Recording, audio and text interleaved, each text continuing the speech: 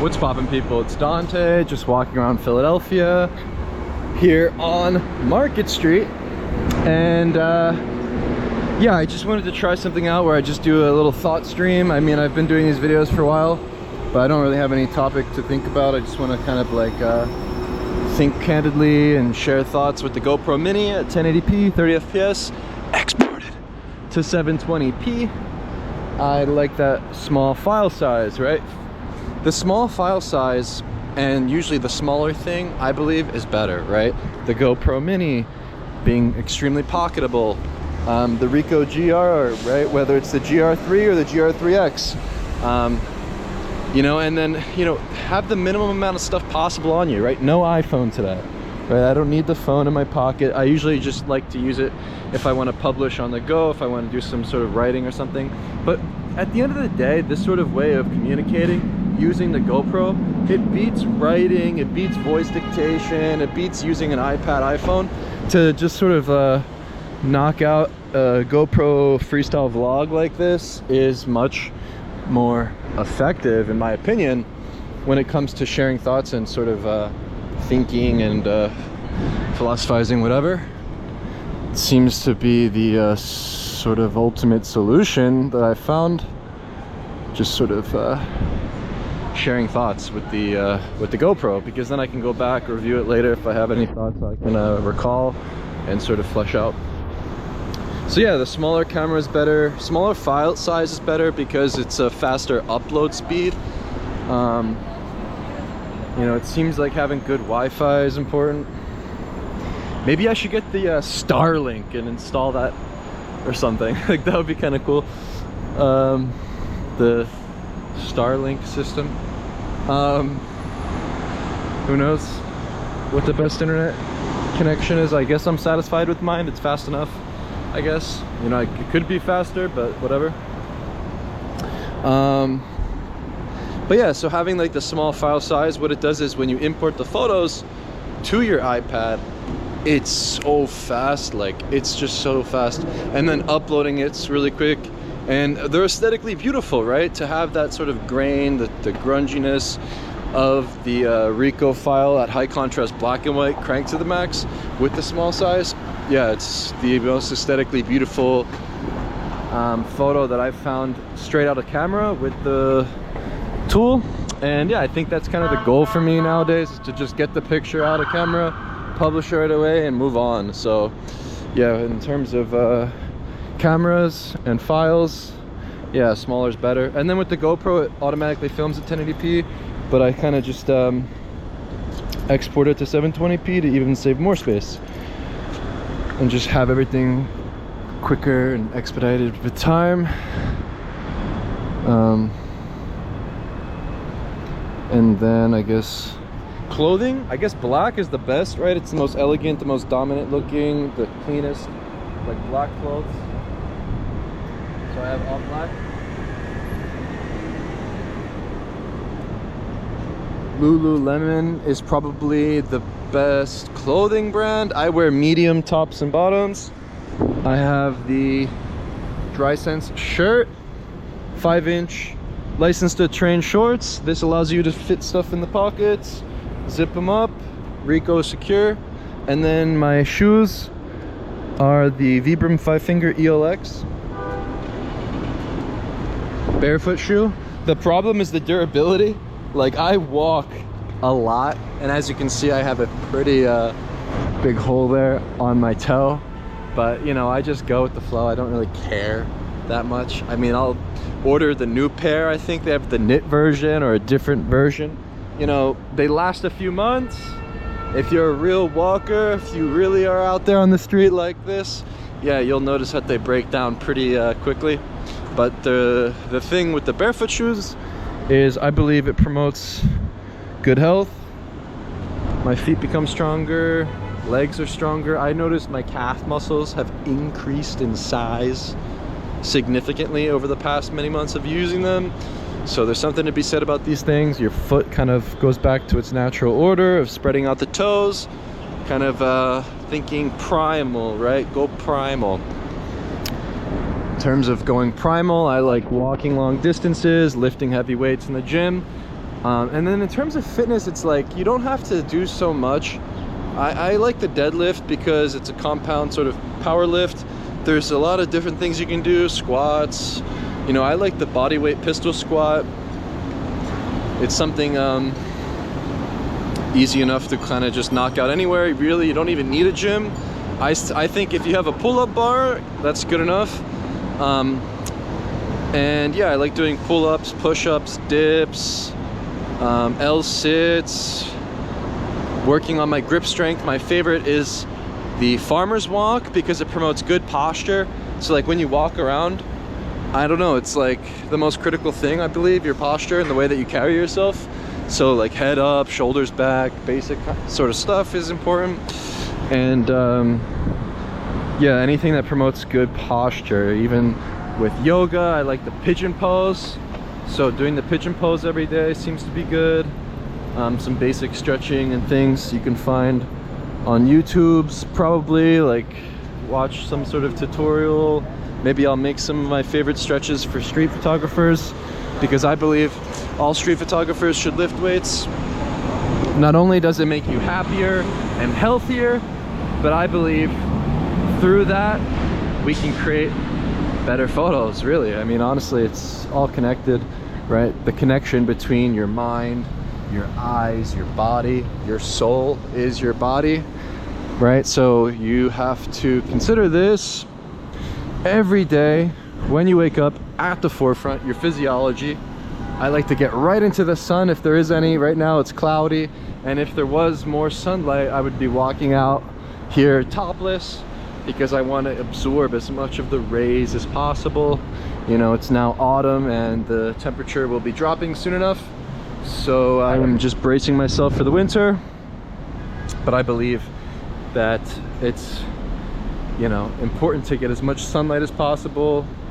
You know, I don't wear any sunscreen, I don't wear any sunglasses or hats or anything like that. I just kind of go out and soak up the sun. And you know, I also believe that the sun, it sets your circadian rhythm, which essentially is your biological clock and the way that your body is sort of functioning. So getting sunlight directly into your eyes, actually looking at the sun in the morning first thing, and perhaps before bed, and yeah, setting your circadian rhythm. So I like to sleep with complete darkness, no phone near you, right? No phone in the pocket.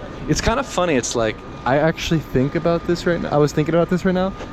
Am I the only person in Philadelphia right now without their cell phone in their pocket? Like, probably, right? So it's like an interesting thing, but definitely consider keeping it away from the bed. You know, there's no podcast, there's no YouTube videos you should be watching before you go to sleep. There's really nothing out there. If anything, just sort of maybe you read a book or do some writing or some culling of your photos, perhaps. You know, anything that's analog, so not using screens before bed. No AirPods in public. You know, people that wear AirPods in public, it's their choice. You know, it's a new way of communicating. Maybe they use them for work. I understand the use of them for exercise if you're running or biking and stuff. I sometimes like to put them in and listen to music when I'm biking because it cancels out the sounds of my electric bike and the motor of it. Yeah, it depends. Some days I don't like to wear them, some days I do. But I'd say for the most part, yeah, just wear or AirPods in private. You know, it's my preference. It's what I think you should do. It's just a suggestion, right? I think that when you're on the street, to be aware and to be engaged, to smile at people, to sort of make eye contact, sort of basic sort of social things is important. You know, now we live up in these buildings and in cities. We're working in offices a lot of the times.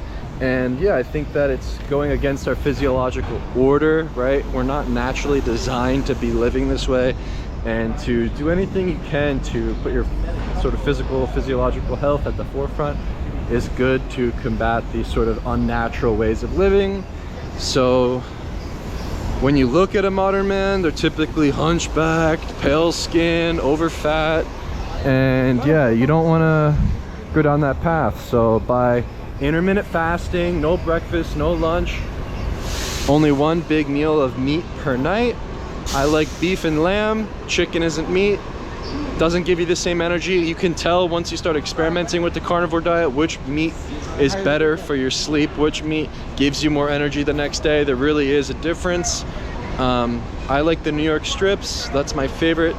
There's also beef ribs from Costco that are good. Anything from the Amish and the Reading Terminal Market is good. Brisket is pretty good. The lamb leg that I've tried recently is delicious, and I hope to keep making that in the future. The crock pot is really easy to use for some of these dishes, where you just kind of let the machine do it. You just put it in, let the lamb leg sit all day, slow cooked for 8 hours, and it was juicy and delicious. So yeah, I'd say that the carnivore diet, it works for me, and I've never felt this healthy and this good in my entire life. You know, whenever I meet people that I haven't seen for a while, they always comment on how healthy I look, so there must be something to it. And I mean, I feel that way. So yeah, it's a interesting thing when you consider morals and ethics. When I go to the farmers market here in Philadelphia, a lot of the times there's every time really, on Saturday they come out and they're protesting against the sort of like meat products or animal products that they sell at the farmers market. And you know, I kind of just ignore them. You know, everyone has their own opinion, but I think that this sort of like ethics and morals behind like the carnivore diet is kind of silly. Like, there's a hierarchy, you know, in both nature and amongst humans in society, right? We domesticate the dogs, we cull the sheep, we hunt for the animals, and we eat the pigeons. Well, I ate the pigeons when I lived in Jericho. See this here, bro. Hold on, I know you're gonna press big out. No, I'm good. Don't want to gamble, right? Don't do any gambling, right? These guys in the streets like to do gambling, and I don't know, like a lot of people like to watch sports nowadays. I don't know. Like, if you don't play the sport, I don't know why you're watching the sport. That's kind of my idea behind sports and people that watch sports. You know, it's very easy to be distracted nowadays through whether it's sports, Hollywood, the music industry, social media. All these kind of things are very easily distracting the masses, and I try to stay away from these as much as possible. You know, when you go to a bar, you see people screaming at a TV and gambling and drinking. It's not what I like to do. And at the end of the day, I'm genuinely trying to stay in a state of production and sort of subtract things where I'm not consuming at all. Only when I really want to, I consume it all. That's kind of the idea, right? Consume more meat.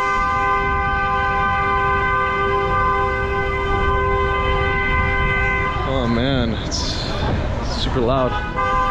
Great ambiance, right? Beautiful. Just give it a sec here. Yeah, so when I think of the use of money and using money and what to spend money on, coffee and meat, your rent, whatever basic things you need to survive, right? There's no like fashion or clothing that you need to purchase that will augment your happiness. Like, you know, thinking of these designer brands and things.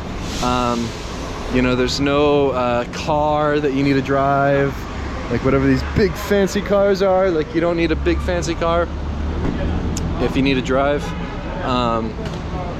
But I believe that reducing to the basics and recognizing that man primarily just needs meat, salt, and water and some shelter is a very interesting way to go about life, where then the money that you accrue can then be used to do things, to have experiences, to make things, and free up your time to do creative pursuits.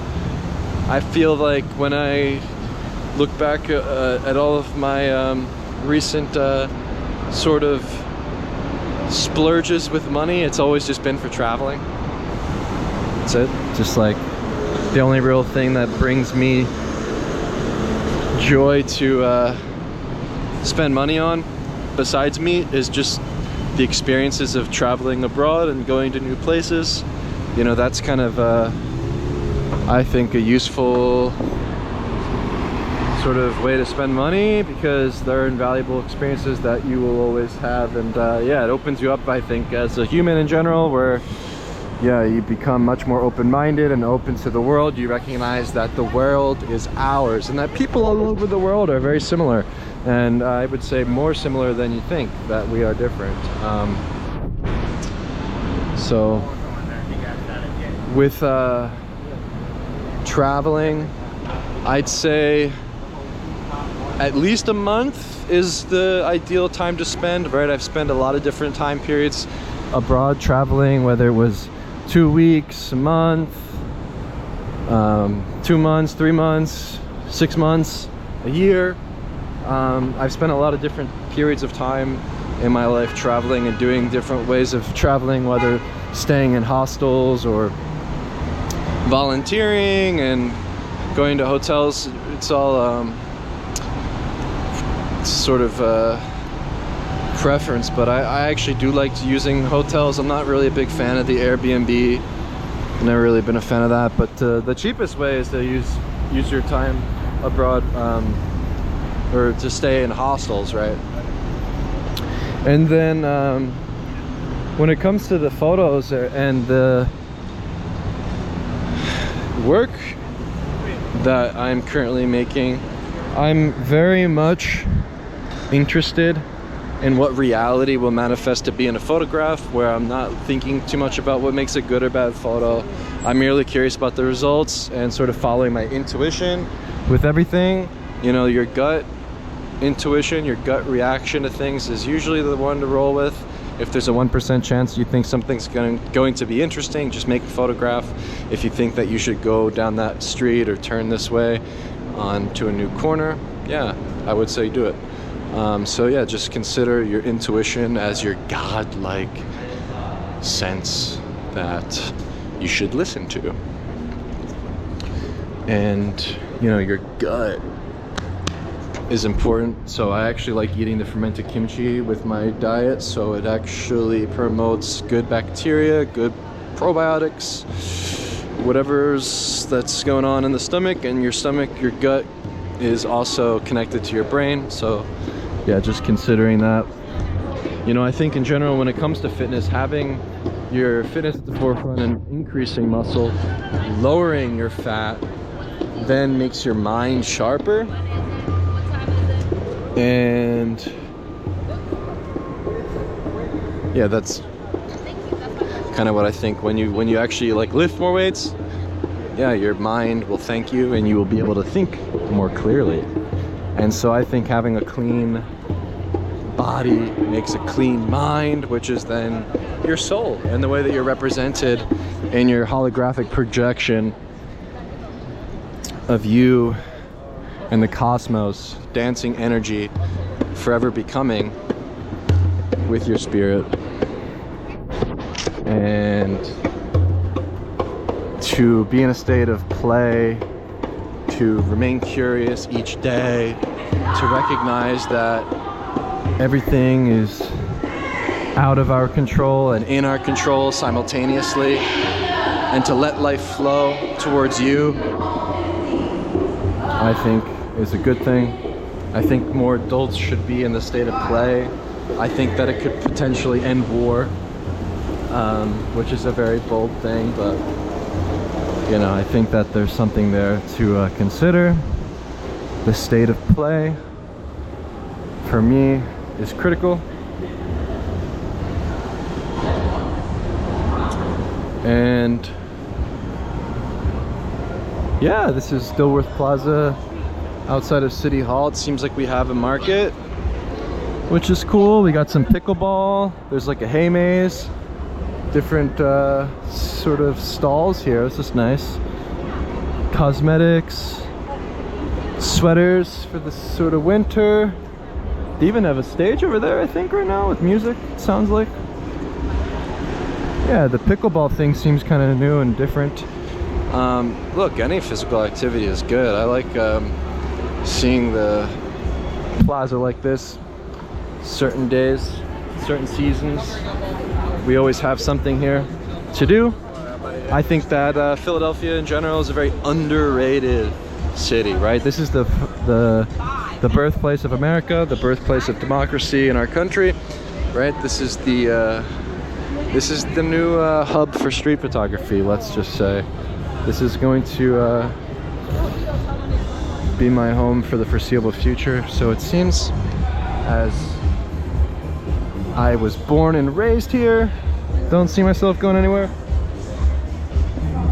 However, I like to live a semi-nomadic lifestyle. I think in general to travel here and there once per year perhaps is a good thing. And yeah, dance more, play more, become more.